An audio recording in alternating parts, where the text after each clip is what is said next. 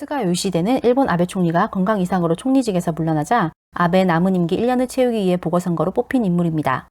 일본의 총리는 한국의 대통령과 비슷한 권한을 가지고 있지만 직접 선거가 아닌 국회의 의결을 통해 결정되는데 보궐선거로 스가 총리가 뽑혔다는 것은 그만큼 스가 총리가 정치적 입지와 대중의 지지도가 괜찮았다는 이야기였겠죠.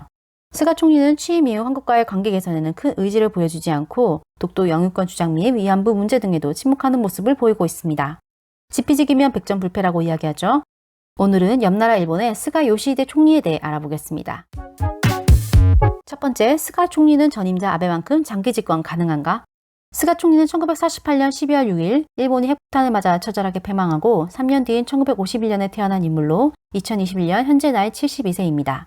아베 총리는 1954년 9월 21일 출생으로 첫 총리를 2006년 당시 나이로 52세의 총리가 되었으니 스가는 꽤 고령의 나이에 총리가 된 셈입니다.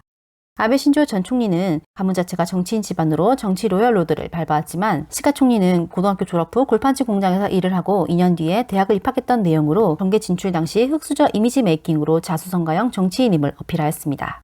하지만 스가 총리 아버지는 새로운 딸기 품종을 개발한 성공한 농업인으로 이를 바탕으로 시의원 했을 정도로 집안이 풍족하다는 것이 총재 선거 때 밝혀졌습니다. 골판지 공장에서 일을 한 것도 기업 승계와 정치인문에 관한 의견 차이로 다퉜기 때문이라 합니다. 입만 열면 거짓말이 자동으로 나온다는 명대사가 떠오르게끔 하는 행보입니다. 두 번째, 스가 총리는 누구인가요? 스가 총리는 일본의 정치인으로 현재 자민당 총재이자 내가 총리 대신입니다. 한국어로 보면 대통령과 같은 지위라고 보시면 됩니다. 아베 신조 내각의 관방장관으로 장기간 재임했었습니다. 자민당 내에서 강경 보수파로 분류되고 아베와 같은 결의 정치적 성향을 가지고 있습니다. 특징으로 정치 생활을 오랫도록 하였음에도 자신의 파벌을 만들지 않은 관료형 정치인을 고수했습니다. 성격이 진중하고 침착할 뿐만 아니라 술, 담배나 유흥 따위도 일절하지 않으며 이런 청량한 이미지 덕분에 이번 보궐선거에서 아베를 대신해 총리로 선출되었습니다. 개인사를 살펴보면 팬케이크를 좋아해 실제로 지역구인 요코하마시에 있는 한 팬케이크 전문점에 아내와 함께 직접 줄 서서 기다렸다가 먹은 적도 있다고 합니다. 세 번째, 스가는 혐한인가요? 친한인가요? 위안부 할머니들에게 사과할까요? 스가 총리는 아베 전 총리의 정치 정신을 그대로 계승하는 사람으로 처음 총리에 임명될 때 한국에 대한 스탠스가 변하지 않을 것이라고 예상하는 사람들이 많았습니다. 따라서 위안부 할머니들에게 사과하는 일은 없어 보입니다. 실제로 총리 취임 후 한일 관계 개선에 대해 긍정적인 반응을 보이기는 하지만 한국 측이 징용 문제에 대한 해법을 제시해야 한다는 기본 입장은 바꾸지 않았습니다. 한국과의 관계 개선에는 큰 의지를 크게 보여주지 않아 대립관계는 여전하고 2014년에 중국 하얼빈역에 안중근 의사 기념관이 개관되자 안중근은 일본 제국의 초대 내각 총리 대신을 살해하여 사형 판결을 받은 테러리스트라고 주장하며 항의를 한 바 있을 정도로 강경 노선에 가까운 모습을 보이고 있습니다. 한일 문제에선 관련된 논평들이 강경 노선을 유지하는 것으로 볼 때 아베가 집권할 때처럼 지지율이 떨어지면 일본 국민에게 한국 관련 이슈를 이용해서 혐한으로 국민을 선동해서 지지율을 올릴 것으로 예상됩니다. 참 한국이 없으면 정치하기 힘든 일본 전개입니다. 네 번째, 스가는 치매에 걸렸나요? 글을 못 읽나요?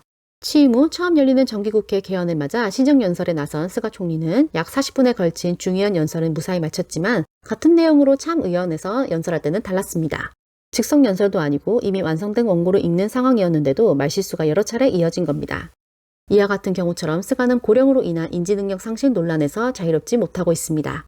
코로나 관련 질의응답에서 대답을 피하고 자기는 잘 모른다고 대답할 정도로 답답한 모습을 보이기도 했습니다.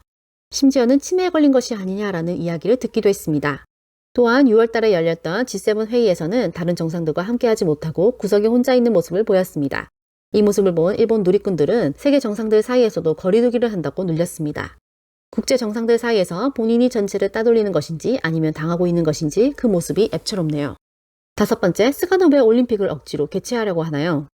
델타 코로나 변이와 감마 변이로 코로나 재확산 위험으로 도쿄올림픽이 바이러스를 퍼뜨릴 진원지가 될 것이라고 외신 및 일본 내 언론들도 걱정하며 올림픽 개최 반대 목소리가 일본 국민들에게까지도 이어지고 있는 상황이지만 정작 IOC 위원장과 일본 스가 총리는 올림픽을 무조건 강행하려 하고 있습니다. 그 이유는 올림픽 개최가 정치적, 금전적으로 서로의 이익관계가 맞물려 있기 때문입니다. 2021 도쿄올림픽 취소는 이미 쏟아부은 재정과 인프라 문제도 있고 스가 총리 본인의 향후 전국 구상 및 21년 후반기에 열릴 선거에 타격을 줄 수 있기 때문입니다. 스가가 꿈꾸는 것은 남은 임기를 무사히 마치고 다음 내각 총리 대신으로의 부드러운 연임일 것입니다. 이를 위해서 올림픽의 성공적인 개최와 마무리는 연임을 위한 아주 좋은 기반이 될 것이라 생각할 것입니다. 하지만 일본은 도쿄올림픽이 망할 수밖에 없는 이유들이 여러 가지 있습니다. 추천 영상에 도쿄올림픽이 망할 수밖에 없는 이유를 자세하게 설명했으니 영상을 참고해 주시면 감사하겠습니다. 지금까지 스가에 대한 궁금증 5가지를 알아보았습니다. 스가 총리는 일본 코로나 창궐과 여러 가지 외교적 문제, 고령으로 인해 시작부터 일본 내 위치가 흔들리고 있습니다. 그래서 이런 분위기를 반전시킬 핵심 카드로 도쿄올림픽을 선택했고 여기에 모든 역량을 집중하는 모습을 보이고 있습니다. 과연 스가 총리는 자신의 자리를 지키고 정권을 유지할 수 있을까요? 아니면 올림픽으로 일본 경제와 위상을 추락시킨 최악의 총리로 남게 될까요? 지금까지 지식마켓이었습니다. 구독, 좋아요, 알림 설정 부탁드립니다. 감사합니다. 이달 말 열리는 도쿄올림픽이 사실상 무관중 경기로 치러지게 됐습니다. 코로나19 재확산 때문인데 스가 총리는 정치적인 타격이 불가피해졌습니다.